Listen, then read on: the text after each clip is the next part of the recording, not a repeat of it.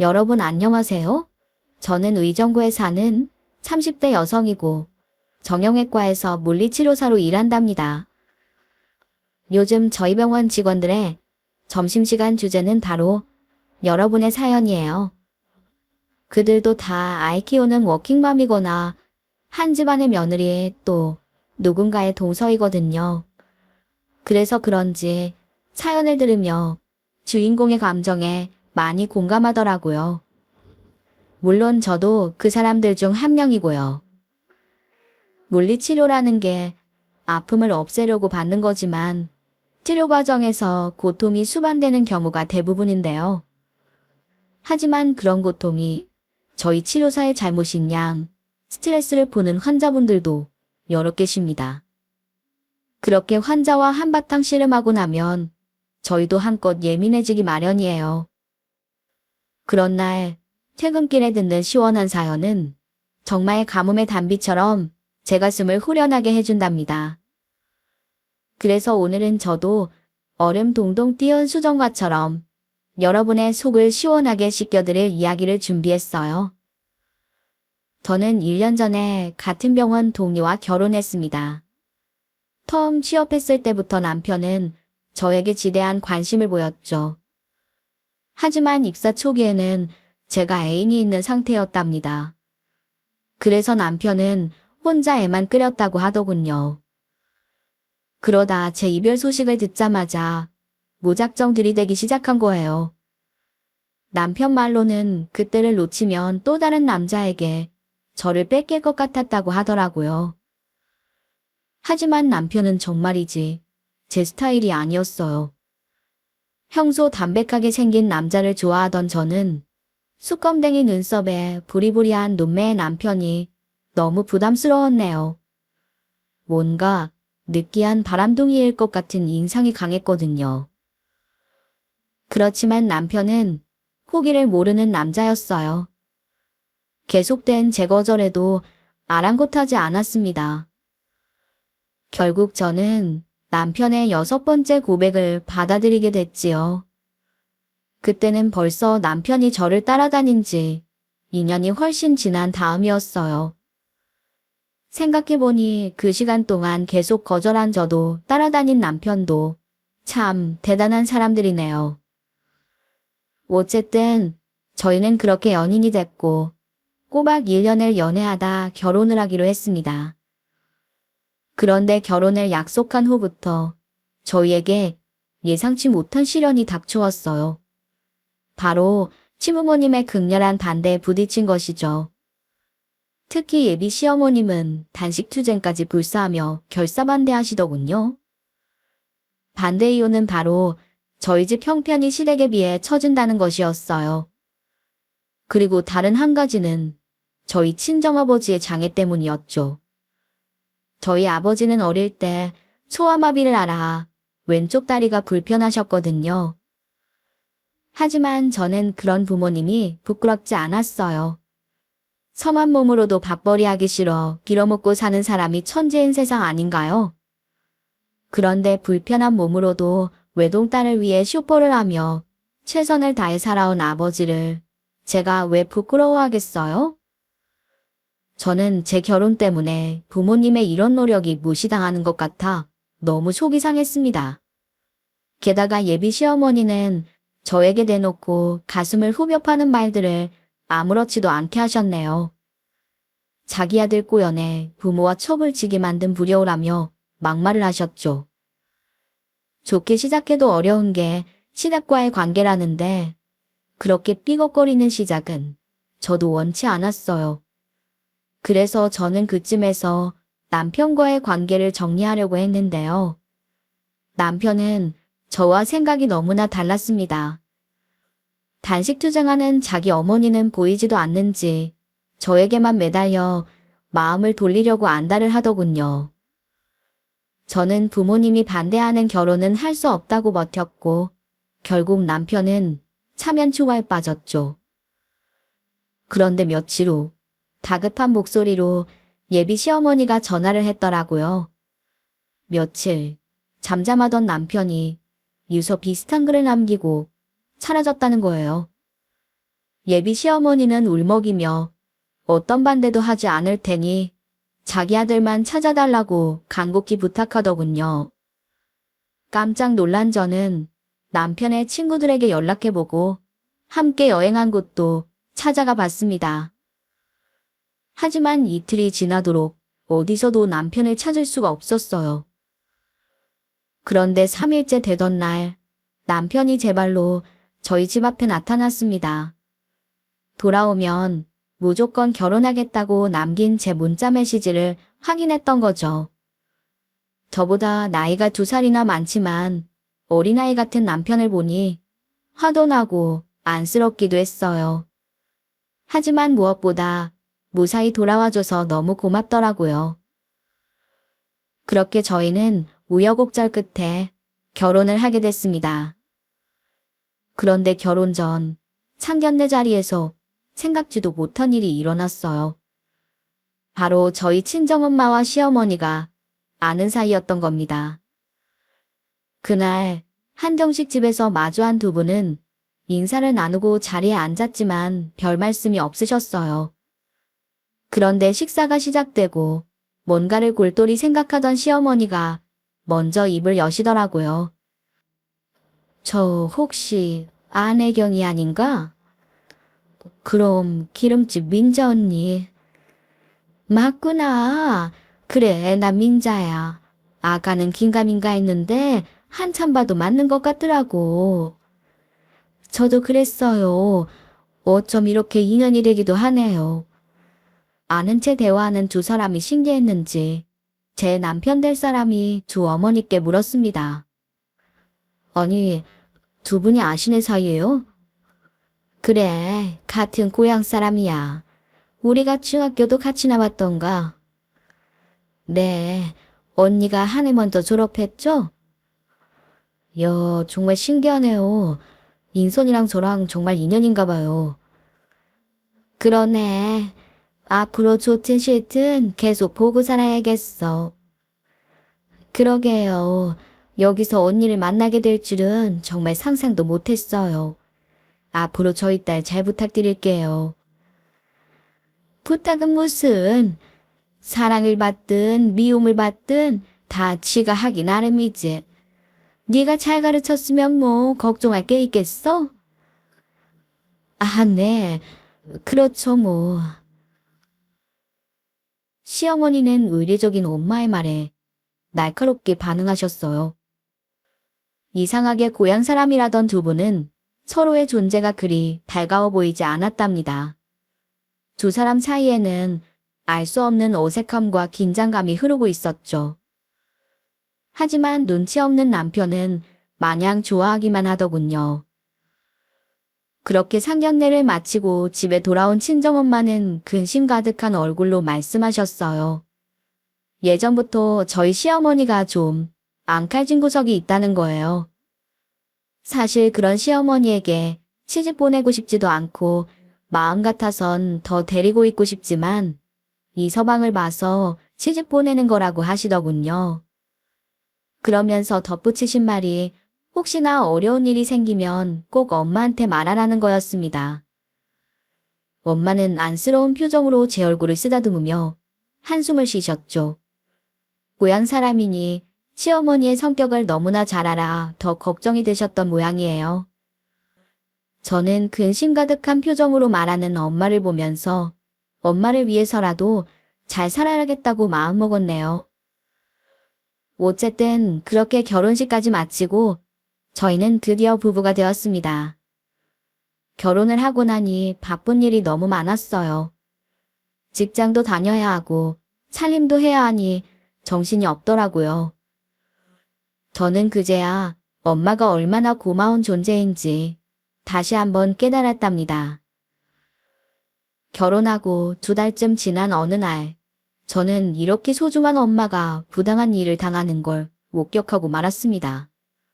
그것도 다름 아닌 바로 저희 시댁에서 말이죠. 그날 저는 선물로 들어온 홍삼 세트를 가져다 드리려고 예고 없이 시댁에 가게 됐습니다. 저와 남편은 쓴 거라면 질색을 했거든요. 그런데 열려있는 대문으로 들어가다 마당을 청소하고 있는 낯익은 뒷모습을 발견했어요. 그리고 그 정체를 확인하고는 깜짝 놀라고 말았습니다. 열심히 시댁 마당을 청소하고 있던 사람이 다름 아닌 저희 친정엄마였기 때문이죠. 그런데 그것도 모자라 집안에서 나온 시어머니가 저희 엄마에게 쓰레기 봉투를 던지며 버리고 오라고 하더군요. 순간 저는 눈에 불꽃이 일며 화가 치솟았어요. 그래서 그 길로 달려가 엄마한테서 빗자루를 뺏어 들었습니다. 그랬더니 저를 보고 깜짝 놀란 엄마가 소리치듯 말씀하셨죠. 아유 깜짝아. 인선아, 웬일이야? 그러는 엄마는 여기 웬일인데 도대체 왜 여기서 이러고 있는 거야? 아, 별거 아니야. 그냥 네 시어머니가 놀러 오라고 해서 왔다가 마당이 너무 더러워 보여서 내가 좀 치워준다고 했어. 그러니까 엄마가 우리 시댁을 왜 치워주는 건데 엄마가 이 집 파출부야. 그런 거 아니래도 그냥 아는 언니 좀 도와준 건데 뭘 그리 화를 내고 그래. 그게 말이 돼? 아무리 아는 사이라도 누가 사달라는데 이런 일을 시켜. 별일 아니니까 괜히 네 시어머니랑 이서방한테 싫은 소리 하지 마. 절대. 그러더니 엄마는 황급히 집 안으로 들어갔어요. 저도 엄마를 따라 시댁으로 들어갔죠. 그런데 미처 제가 따라 들어가는 걸 보지 못한 시어머니가 신경질적인 말투로 엄마를 부르는 소리가 들려왔습니다. 얘 혜경아, 빨래를 돌렸으면 빨리 널어야지. 아까 다 돌아간 것 같던데 저렇게 두면 냄새 나는 거 몰라? 너 지난번에도 그러더니 조심 좀 해야겠어. 아, 그랬어요. 마당 청소하느라 몰랐어요. 미안해요, 언니. 그 말을 듣고 있자니 저는 속에서 천불이 올라오는 것 같더군요. 그래서 들고 온 홍삼을 거칠게 내려놓고 시어머니에게 다가갔습니다. 어머님은 예상치 못한 저의 방문에 깜짝 놀라더군요. 아니, 네가 연락도 없이 무슨 일이니? 홍삼이 들어와서 아버님 드시라고 가져왔어요. 근데 어머니, 저희 엄마가 왜 여기서 이러고 계세요? 응? 뭐가? 저희 엄마가 왜 사돈 집에서 일을 하고 계시는 거예요? 마당 쓰고 쓰레기 버리고 게다가 빨래까지요. 아, 난 또 뭐라고. 안 그래도 차 한잔하자고 놀러 오더니 저러고 있다. 무슨 죄를 지었나? 하긴 딸 가진 죄인이란 말이 괜히 나왔겠니? 너 좀 잘 봐달라고 저러는 거 아니겠어? 딸 가진 게 왜 죄예요? 무슨 그런 말도 안 되는 그릇다리 같은 말이 다 있어요. 예, 내가 시킨 거 아니니까 나 잡지 말고 네 엄마랑 얘기해. 근데 너 아무리 그래도 어떻게 같이 시집 온 애가 그렇게 눈에 불을 켜고 시애미한테 달려들어? 네가 그러니 네 엄마가 저렇게 나한테 설설 기는 거 아니야. 엄마 고생하는 거 싫으면 네가 알아서 잘해야지. 어디서 버릇없이?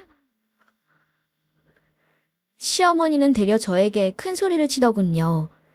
그 소리에 저희 엄마가 주방에서 달려나와 저를 말렸습니다. 얘, 너 시어머니한테 왜 그래? 아까도 말했잖아. 내가 그냥 도와주고 싶어서 그러는 거라고. 어서 사과드려.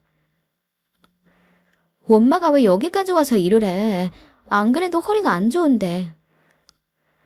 아유, 아주 눈물 나는 모녀 사이네. 그러고 보니 두 사람 참 많이 닮았어. 근데 인선이는 지 아빠 얼굴은 하나도 없네. 아주 엄마 판박이야. 시어머니는 제가 화를 내든 말든 신경 쓰지 않고 이죽거리며 웃더군요. 그때 엄마가 한마디 더 하려는 저를 막아서고는 황급하게 가방을 챙겨 나오셨어요. 사돈, 저는 이제 그만 가볼게요. 죄송합니다. 엄마, 같이 가요, 엄마. 엄마는 제가 부르는 소리에도 아랑곳하지 않고 다급하게 시댁을 떠나셨습니다. 그날 저는 집에 돌아와서도 분한 마음을 주체하지 못하고 엄마에게 전화를 했네요. 엄마, 한 번만 더 그런 일 있으면 나 진짜 가만히 안 있을 거야. 아, 알았어. 그게 뭐 별일이라고 일이 난리야. 이제 안 갈 테니까 걱정하지 말어. 아까 어머니 말 들어보니까 이번이 처음도 아닌 것 같던데 그동안 계속 그렇게 어머님한테 쩔쩔매면서 일해주고 그런 거야? 그런 거 아니야. 넌 신경 쓰지 말고 시어머니한테 덤비지나 말어. 이서방한테도 절대 티내지 말고. 아무리 너 좋다고 배 빠진 사람처럼 굴어도 지 식구 욕하는 건 싫은 법이야. 알겠어? 알았으니까 엄마도 다시는 그러지 마요. 내가 얼마나 속상했는지 알아? 알았어, 알았어. 저는 그렇게 전화를 끊고도 괜히 마음이 안 좋아 한참을 울었답니다. 생각해보면 엄마는 이상하게 시어머니만 보면 저자세로 나가곤 했어요. 정말 딸 가진 게 죄인 걸까요? 그 상황에도 엄마는 자신 때문에 저희 부부 사이에 불화가 생길까봐 그게 더 걱정되는 모양이었네요. 저는 할 수 없이 엄마를 안심시키기 위해 그 일은 그냥 덮기로 했습니다. 그런데 그맘때 이런저런 일로 심란하던 저에게 반가운 소식이 들려왔어요. 바로 저희 남편의 사업이 승승장구하고 있다는 거였죠. 사실 저와 결혼하면서 회사를 그만둔 남편은 의료기기 사업을 시작했었어요. 병원에서 함께 근무하던 저희가 사내 커플이 되면서 남편은 전부터 하고 싶던 사업을 시작하게 된 거죠. 오랜 준비 끝에 친에게 도움을 받아 동참과 동업으로 일을 시작했답니다. 처음에는 걱정이 많이 됐지만 노력만큼 좋은 결과가 돌아오는 것 같아 한결 마음이 가벼워지고 다행이라는 생각이 들더군요. 그런데 하루는 일을 마치고 돌아온 남편이 저를 보고 웃으며 말을 꺼냈어요. 자기야, 우리 사람은 이번에 백화점에도 납품하게 될 것 같아. 지난번 홈쇼핑이 결과가 좋았잖아. 정말? 자기 정말 대단하다. 고생했어. 그래서 말인데 이번에 양가 아버님들 고이안 돌아오잖아. 그때 두 분 차를 바꿔드리는 건 어떨까? 차를? 그것도 2대씩이나? 지난번에 보니까 장인어른 차도 오래된 것 같고 나 이번에 사업하면서 우리 집 도움 많이 받았잖아. 그래서 양쪽 아버님 차 바꿔드리면 어른들도 좋아하시지 않을까 싶어. 나도 사위 아들 노릇 제대로 하는 것 같아서 기분 좋을 것 같고 말이야. 당연히 그럼 좋긴 하겠지만 너무 무리하는 거 아닐까? 에이, 이럴 때 아니면 언제 써. 이상한 거에 쓰는 것도 아니고 효도하는 거잖아. 그렇긴 한데. 남편은 고민하는 저에게 간절한 눈빛을 보내며 동의를 구했죠. 사실 저도 털털거리는 고물차를 타고 다니는 부모님이 마음에 걸리던 참이었어요. 그래서 마지못해 동의를 하게 됐습니다. 그렇게 제 허락이 떨어지자 신이 난 남편이 저희 부모님과 신에게 연락을 했어요. 그리고 저는 차종을 고르기 위해 남편과 매장에 방문해 상의했네요. 저희는 당연히 두 집에 똑같은 차를 선물해 드리는 걸로 생각했어요. 그래서 몇 대의 후보를 골라 햄플릿을 들고 신에게 찾아갔습니다. 그런데 이런 사실을 들은 시어머니는 좋아하시기는커녕 노발대발 화를 내시는 게 아니겠어요? 아니, 차를 바꿔주려면 우리 의견부터 물었어야지. 너희 마음대로 골라서 들이미는 게 어딨니? 거기다 사돈이랑 똑같은 차를 타라고? 그게 말이 되니? 시댁이랑 친정이랑 같아? 우린 급이 달라. 사회적 위치로 보나 경제 상황으로 보나 두 집이 얼마나 격이 다르니? 그래, 그건 좀 그렇구나. 내가 그런 차를 어떻게 타겠니? 차를 바꾸려면 지금보다 나은 차를 타야지. 더 작은 차로 바꾸는 게 어디 말이 되나? 당연하죠. 요즘 차는 명함이랑 같은 거야. 차를 보고 사람들이 그 사람 수준을 판단하는 거라고. 근데 너희 집이랑 우리 집이랑 같은 차를 탄다는 게 말이 되는 소리야? 나 좀 불쾌해지려고 한다. 애들이 생각해서 한 말인데 그렇게까지 말할 건 아니지. 그래, 너희 뜻은 알았으니 일단 생각을 좀 해보자. 항상 말 많은 시어머니를 단속하며 조용히 계시던 시아버지까지 그날은 저희가 보여드린 차를 마뜩 찬하하셨어요. 저희는 예상치 못한 상황에 당황할 수밖에 없었죠. 저는 시어머니의 태도에 더 화가 났어요. 저희 부모님이랑 같은 차를 타는 게 뭐가 그렇게 불쾌한 일인지 저야말로 화가 나더라고요. 하지만 저는 친정엄마의 당부를 떠올리며 참아야 했네요. 그런 저의 속내를 눈치채셨는지 어머님이 뾰로통한 표정으로 말씀하시더군요. 아니, 아무리 사업이 잘 된다고 해도 두 집 차를 한꺼번에 바꿔주는 게 어디 쉽니? 무리하려고 하니까 수준만 떨어지는 거야. 이번에는 그냥 우리 거 바꾸고 네 처가 거는 다음에 바꿔드리는 게 어때? 사돈 다리도 불편해서 뭐 운전이나 많이 하시겠니? 운전은 앉아서 하시는 거라 전혀 상관없어요. 그래도 처정이 마음에 안 드신다니까 그럼 조금 더 고민해 볼게요. 그렇게 남편은 신이 나서 찾아갔던 부모님들께 김 빠지는 소리를 듣고 돌아와야 했습니다. 그리고 그 뒤로 사업이 바빠져 차에 대한 고민은 일단 접어두는 것 같았죠. 그 후로는 별일 없이 몇 주간의 시간이 흘렀어요.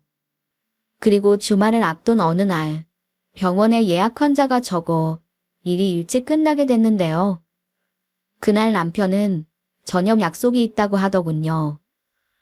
마침 엄마의 집밥이 그리웠던 저는 오랜만에 친정에 가기로 했죠. 잠시 후 딸을 만난 부모님은 얼굴에 웃음꽃이 피었습니다. 저도 엄마 아빠와 둘러앉아 밥을 먹으니 김치찌개와 갈치구이뿐인 밥상이 어떤 진수성찬보다 맛있었네요. 그렇게 식사를 마치고 아버지는 장사를 하러 나가시고 엄마는 저에게 들려보낼 반찬을 담고 계셨어요. 그때 엄마의 휴대폰에 문자 메시지가 오는 소리가 들렸습니다. 헌데 언뜻 보니 보낸 사람이 바로 저희 시어머니였어요. 저는 궁금한 마음에 슬쩍 엄마의 문자를 확인해 봤죠. 그런데 문자를 열어본 저는 기함하고 말았어요. 바로 시어머니가 저희 엄마에게 막말을 하며 일을 하러 오지 않는다고 화를 내고 있는 게 아니겠어요? 저는 문자 메시지의 내용이 믿어지지 않아 몇 번이나 발신인을 확인해야 했습니다. 하지만 보낸 사람은 틀림없이 저희 시어머니였어요. 그때 저에게 들킨 이후로도 엄마는 지속적으로 일을 하러 다니신 게 틀림없었죠. 저는 너무 화가 났지만 침착하게 두 사람의 지난 문자 메시지도 확인했어요. 빨래랑 청소랑 잔뜩 쌓여있는데 도대체 언제 올 거야? 이런 식으로 할 거야? 올 때 마트에서 호박이랑 감자 좀 사다가 고추장찌개 좀 끓여놔. 억지로 시집 가더니 남편이랑 사이는 좋아 보이더라. 하긴 몸이 그러니 다른 남자애라도 감지덕지 키워야겠지. 너 오늘 태도가 그게 뭐야? 내가 설거지 똑바로 하라는 게 기분 나빠? 내가 네 딸한테 다 말하면 어떻게 될 것 같아?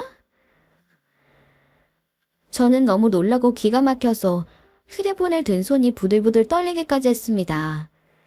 그런데 그때 반찬통을 들고 돌아서던 엄마가 이런 제 모습을 보게 됐죠. 왜 그래 인선아? 어디가 안 좋아? 엄마, 우리 시댁에서 계속 이래. 뭐, 아니, 이제 안 해.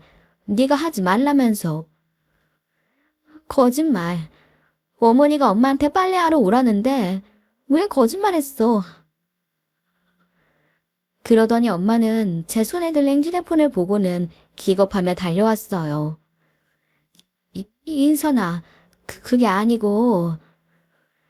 아니긴 뭐가 아니야. 엄마 혹시 우리 어머니한테 협박이라도 당했어? 도대체 무슨 일이기에 이렇게 죄인처럼 굴어? 뭐야, 나한테 뭘 숨기는 건데? 아니야, 그런 거 없어. 그냥 고향 사람이라 예정으로 집안일 좀 도와준 것뿐이야. 이제 그만해, 엄마. 내가 바보야? 이 문자를 보고도 내가 그런 말을 믿을 것 같아. 도대체 무슨 일이길래 어머니는 이렇게 당당하고 엄마는 설설 기는 건데. 얘가 왜 이래? 그런 거 아니래도. 그거 이리 줘. 그러더니 엄마는 제 손에서 휴대폰을 뺏어 들고 시어머니한테 받은 문자들을 지우기 시작했어요. 그런다고 있던 일이 없던 게 돼. 지운다고 시어머니가 협박하고 막말한 게 없어지냐고. 혹시 우리 어머님이 아빠가 내 친아버지 아닌 걸로 엄마 협박하는 거야? 그 순간 제 말을 들은 엄마는 얼음처럼 굳어져 사색이 된 채 저를 바라봤습니다. 너 설마 알고 있었어? 나 다 알고 있었어. 중학생 때부터.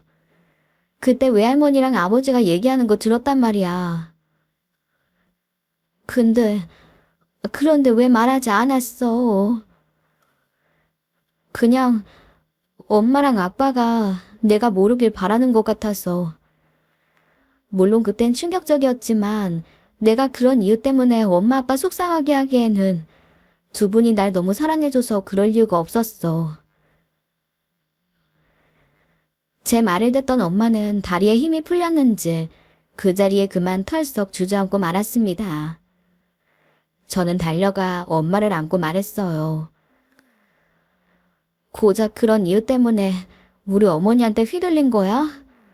왜 그랬어? 그게 뭐 그리 큰일이라고. 나는 괜찮은데, 정말 괜찮은데. 그렇게 저와 엄마는 부둥켜 안은 채 한참을 울었습니다. 그때 일찍 가게 문을 닫고 들어오던 아버지가 이런 저희의 모습을 보고 깜짝 놀라셨죠. 무슨 일이야? 인선이한테 무슨 일이 생긴 거야? 왜 이래 이 사람아? 답답하게 이러지 말고 말을 해. 아버지는 혹여 제게 무슨 일이 생겨 우는 건 아닌지 잔뜩 겁을 먹은 표정이더군요.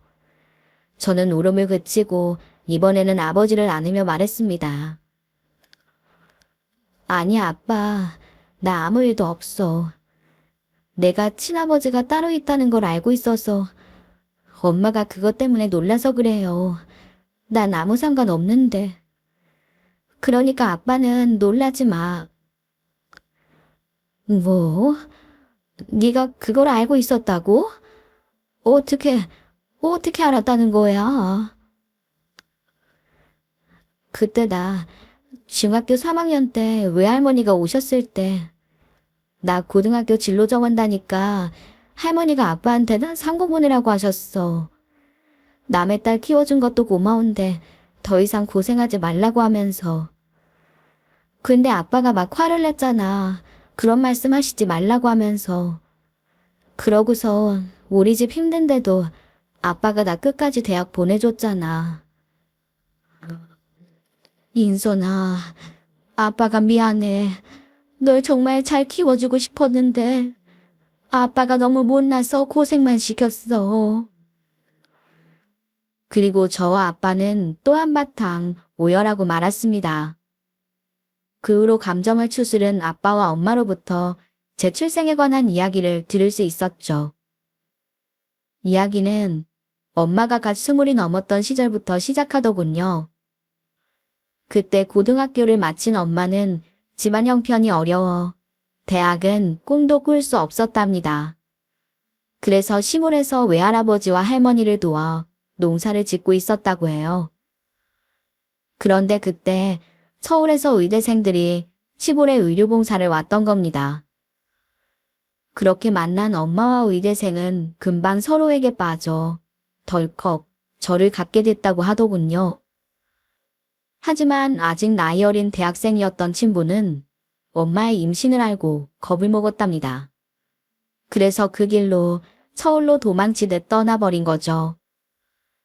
그 후 시골에 남겨진 엄마는 집안의 천덕꾸러기가 되어 외할머니 손에 이끌려 병원에 갔답니다.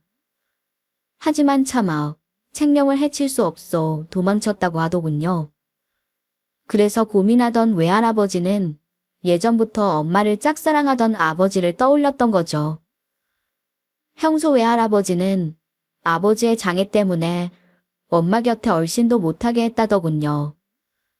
하지만 딸의 임신으로 궁지에 몰린 외할아버지는 결국 엄마를 떠넘기듯 아버지에게 시집 보냈던 겁니다. 물론 아버지는 이 사실을 모두 알고 있었지만 엄마를 좋아하는 마음에 결혼을 하겠다고 나섰던 거죠. 그때 동네에는 알게 모르게 소문이 퍼져 대부분의 사람들이 이 사실을 알고 있었다고 하더라고요. 그러니 분명 기름집 둘째 딸이던 저희 시어머니의 귀에도 이 소문이 들어갔겠죠. 그리고 30년이 흐른 뒤 두 사람이 사돈으로 만나게 된 겁니다.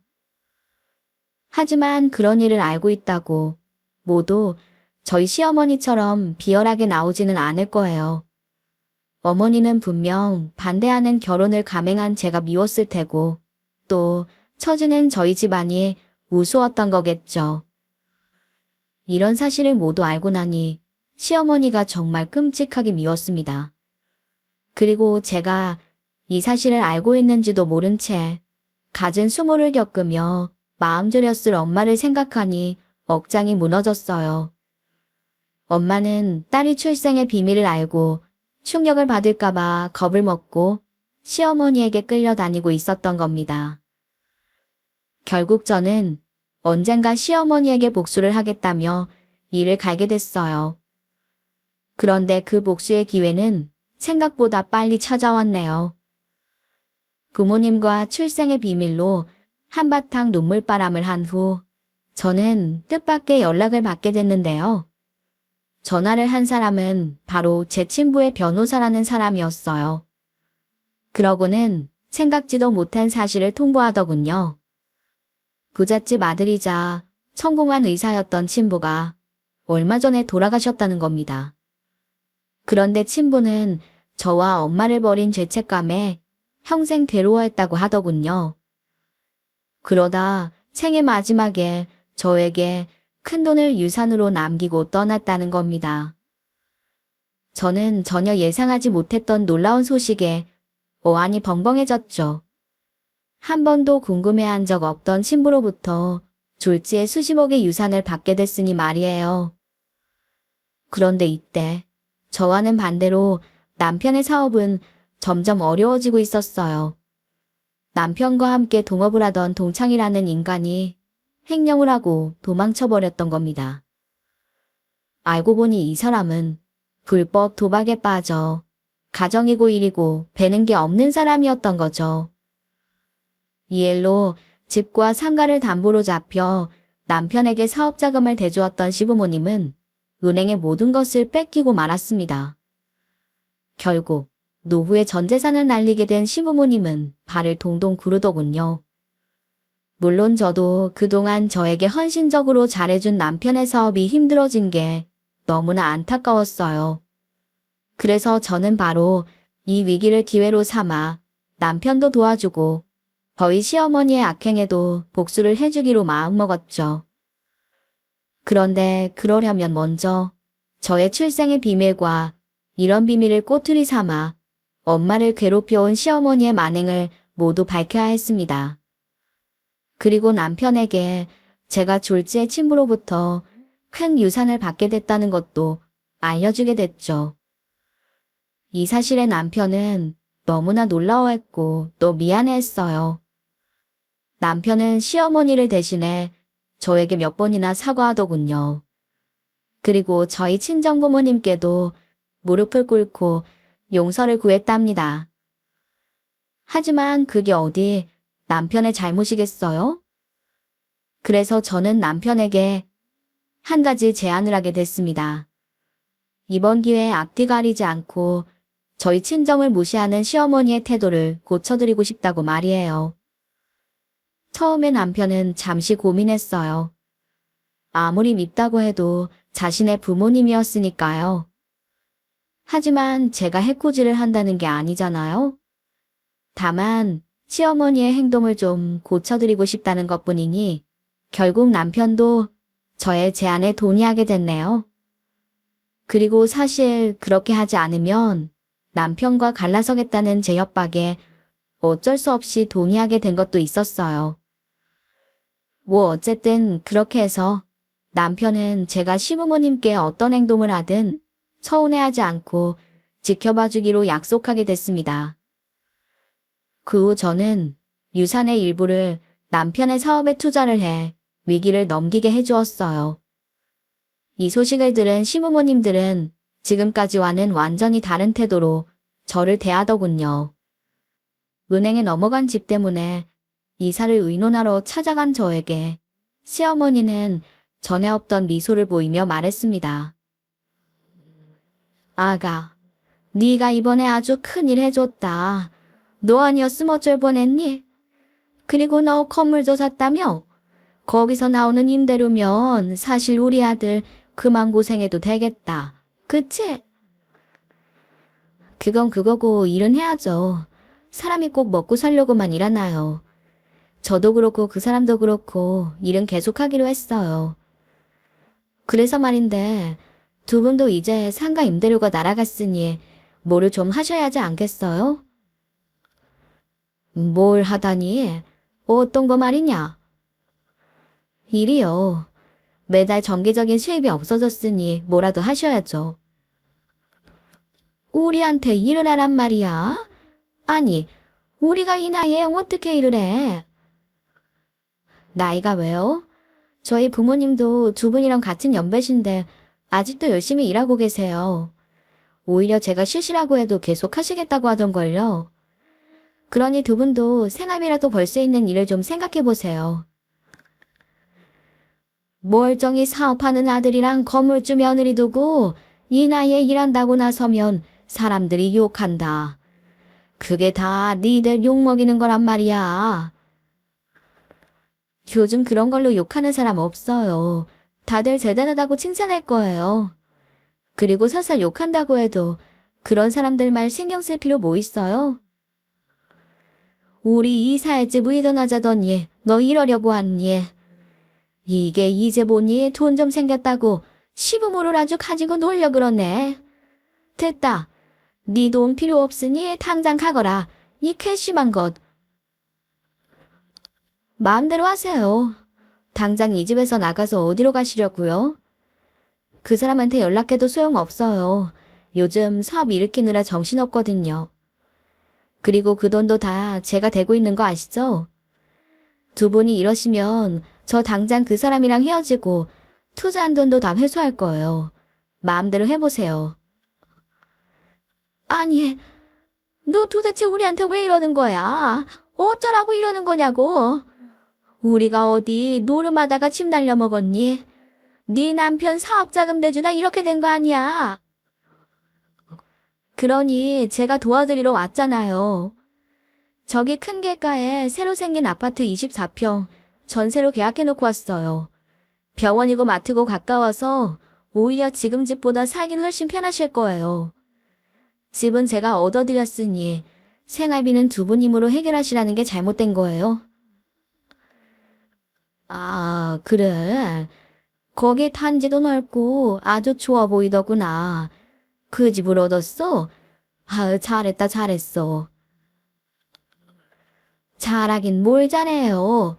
사주는 것도 아니고 그깟 전세 얻어주면서 저 유세 떠는 것 좀 봐요. 이러니 늙어서는 돈을 쥐고 있어야 하는데 내가 말년에 무슨 죄를 지어서 이런 꼴을 당하는지. 그걸 몰라서 그러세요? 뭐, 너 그게 무슨 소리냐? 어머님이 하신 행동, 그게 다 죄가 되는 거 모르셨냐고요. 며느리 출생을 비밀로 사돈 협박해서 파출부처럼 부려먹고 장애 있는 사람 무시하고 그런 게 다 죄가 되는 거예요, 어머니. 뭐? 아니, 내가 언제 그랬다 그러니? 너희 엄만 그냥 고향 언니에 대한 정으로 그런 거야. 넌 아직도 그걸 오해하고 있는 거니? 저, 어머님이 저희 엄마 협박하면서 보내신 문자 다 봤어요. 제가 그거 보면서 얼마나 피눈물을 흘렸는지 아세요? 마음 같아서는 그 사람이 사업을 말아먹고 노숙자가 되든 말든 신경도 안 쓰고 싶었어요. 하지만 그동안 저한테 쏟은 정성을 생각해서 어머님께도 다시 한번 기회를 드리는 거예요. 그러니 제발 진심으로 뉘우치고 반성하는 시간을 가지세요. 뭐, 뭘 어떻게 반성을 하는 거야? 밖에 나가보시면 차가 와 있을 거예요. 원래는 고의안에 맞춰서 사드리려고 했던 건데 일이 많아서 좀 늦어졌네요. 계획대로 저희 부모님께는 전에 보여드렸던 차로 선물했고 두 분은 그렇게 원하시던 급이 다른 차로 사드렸으니 한번 살펴보세요. 그리고 그걸로 어떤 돈벌이를 할 수 있는지 두 분이 고민해 보시고요.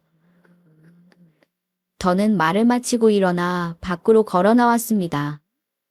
차가 와 있다는 말에 반색을 하던 두 분도 저를 따라 나오셨죠. 그런데 집 앞에 세워져 있던 차를 본 시부모님들은 얼굴이 일그러지며 저를 보고 고함을 치시더군요. 제가 선물해드린 차가 바로 중고 트럭이었기 때문입니다. 저는 화를 내시는 두 분을 향해 말했어요. 왜요? 저희 친정반은 너무 급이 다른 선물이라 놀라셨어요? 그렇게 원하셨던 선물 해드렸으니 저는 이만 가볼게요. 이사 문제는 집 앞 부동산에도 다 말해놓고 포장이사도 예약해놨으니 걱정 마세요. 그럼 두 분 어떤 일 하실지 그것만 상의하시면 되겠네요. 그렇게 저는 할 말을 다 하고 돌아섰습니다. 그러자 제 등 뒤로 시어머니가 거품까지 물어가며 소리치는 게 들려왔네요. 너 푼돈 좀 생겼다고 이러는 거냐? 거지 같은 집구석 딸내미를 며느리로 받아줬더니 은혜를 원수로 갚아. 너 거기 안 서? 멀어지는 저를 향해 시어머니가 계속 소리치고 아버님은 그걸 말리느라 진땀을 흘리는 것 같았죠. 저는 그렇게 시부모님에게 참아온 모든 말을 쏟아내고 속 시원하게 집으로 돌아왔습니다. 명치 끝에 단단하게 얹혀있던 채기가 쏙 내려가는 기분이더군요. 그리고 지금 저희 시부모님들은 그 급이 다른 중고트럭에서 붕어빵을 팔고 계신답니다. 요즘 길에서 붕어빵 장사 보기 힘든 거 아시죠? 그래서 그런지 생각보다 수입이 아주 짭짤하다고 하네요. 처음에 저를 향해 도끼 눈을 뜨던 시어머니도 일을 하며 조금씩 느끼는 바가 있는 것 같았어요. 어제는 저희 엄마에게 전화를 하셔서 지난 일을 사과하시기도 했다더군요. 장사를 하면서 가지가지 사람들에게 무시당하며 그동안 자신의 행동을 돌아봤다고 했답니다. 그리고 저에 대한 태도도 몰라보게 다정해지셨죠. 그래서 이제는 그만 힘든 일 관두시라고 말씀을 드렸는데 오히려 일이 너무 재밌다며 말리지 말라고 하시네요.